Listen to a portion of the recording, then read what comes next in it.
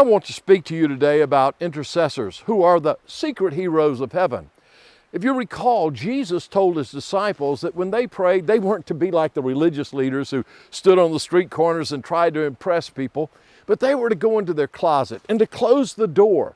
And they were to meet with God in that secret place. And in that private place of prayer, God would meet with them and they would meet with God, and great and mighty things would take place. And he said that God would reward them publicly when they had met privately with Him.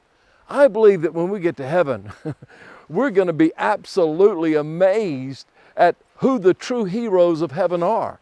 They're those people who had that private, secret place of prayer, who met with God in that private place.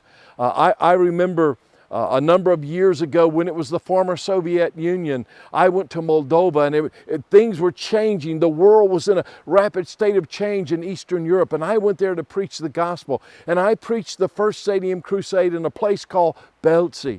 And when I went there, I asked my wife, who has a group of ladies that they pray for me, and they have for more than 30 years, they've prayed for me. And I asked her to ask them to pray for us. And they began to pray. And one of the ladies prayed and said, Sammy, when I came back, she said, I need to share something with you. And I want to show you what happened. Right now on this video, I want to show you what happened. The invitation. They've never seen anything like this before. Now remember, they've never had a public invitation. So I say, if you would like to know Christ, first I have everyone to stand to their feet and bow their heads. I said, if you would like to know Christ, I want you to raise your hand. No one raises their hand. Now I'm in a dilemma because I'm saying, what's going to happen if I ask them to come forward and no one comes? Then it's going to be embarrassing with the city council being opposed to this. It's going to be an item of ridicule. What should I do? And my heart was pounding. I was, as I was talking, I was praying, and I said, oh God, tell me what to do. So I finally said, all right, if you'd like to know Christ, I'm going to ask you to come forward. One lady, a little peasant lady, comes out, this lady here, and she walks down, and she's holding flowers in her hand. She's the only person that comes forward.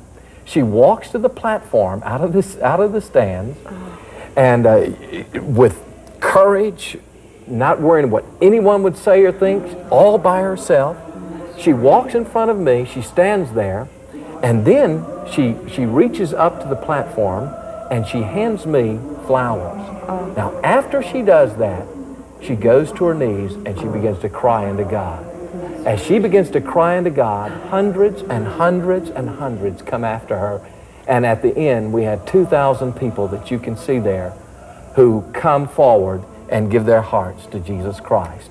All because there was this one lady who was willing to come out and make that commitment and cry unto God.